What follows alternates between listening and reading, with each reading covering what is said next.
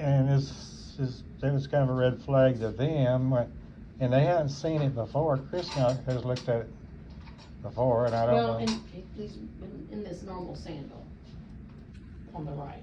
Oh, we got a shoe for you. So he's wearing this guy on the one that's backed, Yeah, I heard that they might have to have one on the right. but the ride has been this guy, so Yeah. that's our problem. We were trying to the do- one on the left. We were trying to do the balance thing because of, Yeah, well. when I was out there at the other place for therapy, What's the name of the place you're at right now? well, Nice. it's a heritage, or whatever it is. That'll be a nice Oh. place. Yeah, it's pretty nice. Food's better than it was out at the other. But I was started out with a clear diet too, and then they did a kidney, some kind of diet. We've kind of gone around in circles, and then that was kind of what I was running into yesterday, was that they had another doctor they wanted me to see, and they want to do and which I'm not opposed to doing the thing, the procedure but when they first did it, they didn't see a blockage or didn't see anything on the right. Now they're saying they are, so I just want to make sure we're seeing something the same, I guess. I don't know that. He said the hemoglobin readings were high or something, and then I knew the creatinine had been a little high, but it was actually lower. There was 3 something, and it had been up to 6, I guess, when I first went in. All right. Who had done your previous arterial work? I don't guess anybody did it before I went out there.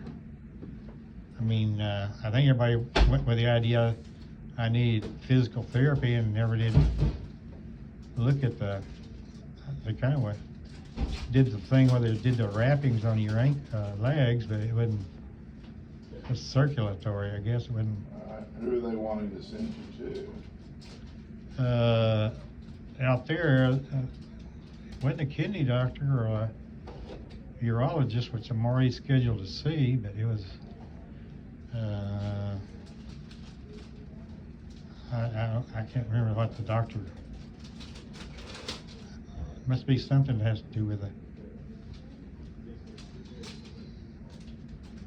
Well, you'd think it'd be one of the two, but I already got appointments with a urologist, kidney doctor, and they were wanting to do the lab overs. This is what kind of got me a little bit concerned because of the hemoglobin. to? And I did this. Is your kidney function good? Do I? Is your kidney function good? Well, we've been going through this thing where I had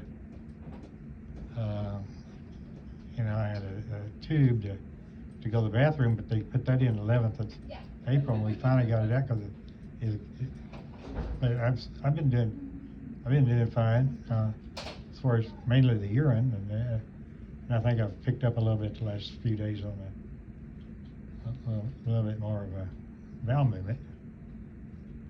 I haven't had any real major problems on that part of it. So when you left the rehab, you went to Hickory Heights, Yeah, that's where I am now. and you have not been home, basically. Yeah, no, we moved from out at one out there. Now, it was your wife that was with you last time you were here? Yeah, and we have a daughter that's been in ICU or emergency care. She's having to take care of her. So Where is she? well, they went to Baptist, and she's doing better. Her daughter has a oral-facial digital or birth, and she's had a problem with her heart. She got where she couldn't. She was. So she's a chronic patient, full home care? Yeah, just because she's she's got some mental. She's been hard. She can volunteer, but not much. When did she get sick? She got sick in the last week or so. She had allergies. We thought, well. Well, I just remember when you were first here, your wife really wanted you to be Close. inpatient someplace because she just kind of seemed like she was at her wit's end. Well, she was. Has that improved? Yeah, and that's improved, because, you know, her house, her condo's about 2 or 3 blocks away. And so that's a much better situation in How long have y'all been married? 60. 60-something years? Yeah, well, you know, you kind of go into a situation where you're kind of married part of the time and not married some of the time. I mean, I traveled quite a bit internationally with my business, and then I lived down here with So a y'all partner. had separate residences? Well, we're fine. We're in the same residence now, but our daughter stays with us too. But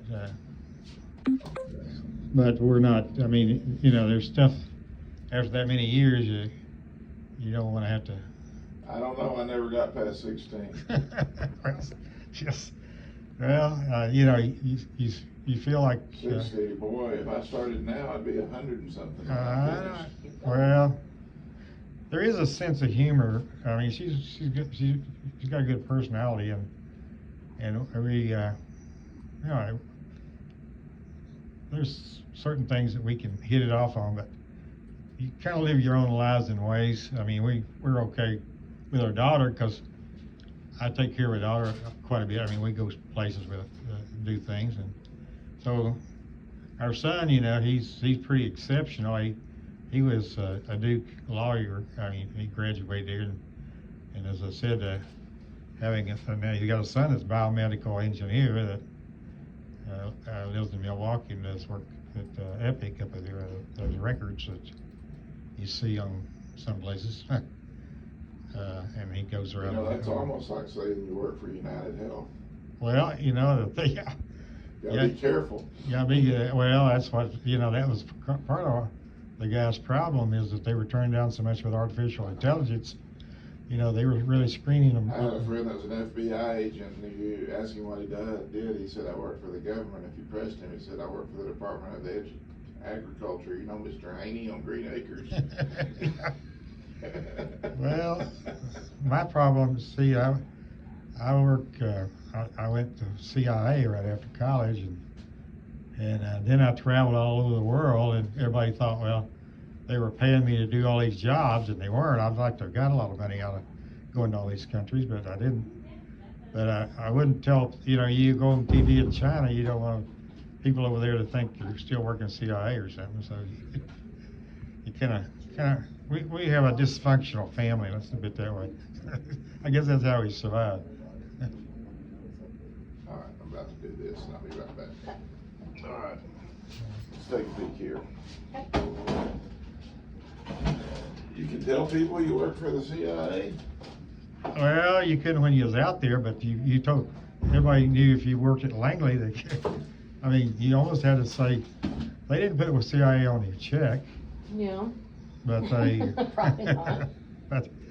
But if you said, you know, the people with the government figured it out pretty fast, and Yeah. a lot of other people don't really care. I mean, Well, I mean, did you encounter people in other countries that might carry a grudge? yeah, Some well, people just don't get over that kind of stuff. oh yeah, that's that C4 stuff that blew that 747 out over, you know, in Scotland. Lockerbie. Yeah, well, now that. That was Iranians, right? It wasn't Iranians, it was Libya. Oh, Good on- Libyans, that's right. But they got that stuff that was out of. They let one guy go back to Libya. I know, Vietnam. That was. I worked with a guy, and they found him dead out in the mountains there. Uh-oh. Well, That's not good. yeah, well, he was a character. I think he did have health issues, but. Oh my gosh.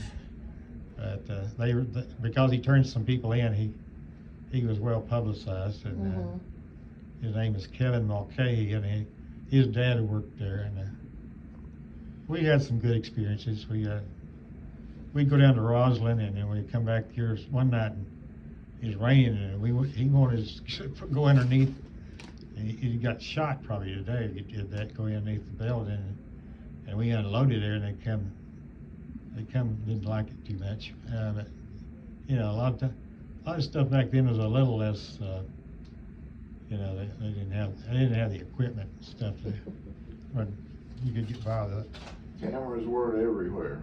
Yeah, well, that's one thing about traveling, and you know, I traveled with a Mormon down it, and they were probably disliked as much as CIA people. Some places, you find its Can reputation. you lower him just a hair? Okay. Good. I had some people from Argentina. We did a thing at down at Little Rock, UALR, and I knew all these people that were really smart on AI, artificial intelligence. One guy went to MIT, and his family lives in D.C. But you know, you get a lot of. There's not so much what you know is who you know. Mhm. When you travel around the world like that, you get to know Sure. a lot of people. It was fun. It was. You saw a lot of the world again. Well- What year did you start doing this kind of work? Well, that was the problem. It was late '60s, and that's when Vietnam was going on, and Poor People's Yeah. March, and Yeah. it was really not. We probably would have stayed up there longer if it hadn't been so many crazies. Everybody thinks about how bad it is now. Vietnam was, and all the.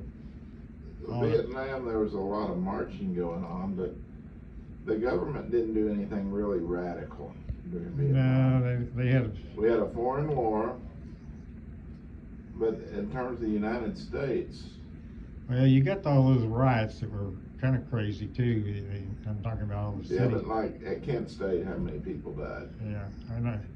That was probably the biggest shooting. I know. Detroit had riots. Yeah, there's a guy here in Little Rock, Jerry Emerald. He was part of that, whatever, the National Guard. I guess he's still. Okay. What are you gonna do here? West Drive Dickens. Okay. Did you say that? You got something, you got it. Yep. Sure enough. She's gonna get you taken care of. Hold that position for a little while. So what do you? Oh, okay. It's gonna be a daily dressing. We're gonna do wet to dry. You Dickens all went to dry on it. Just get it Oh, cleaned up. there was another question And about that shoe is a Right. no right now. Okay. Well, Okay. I heard somebody say that I need a shoe like the other one.